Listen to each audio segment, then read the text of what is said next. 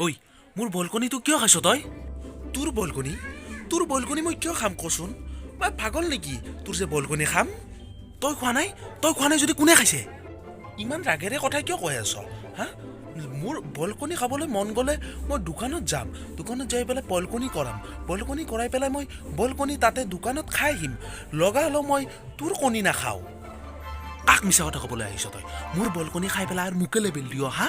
কি ধুনীয়াকৈ পানীত উতলাই বলকনিটো কৰি থৈ দিছিলোঁ চব খাই পেলাইছে চালা মিছা কথা ক'বলৈ আহিছে এতিয়া বোলে সি দোকানৰ পৰা বোলে বলকনি কৰি আনি খাই বোলে সি এতিয়া মিছা কথা ক'বলৈ আহিছে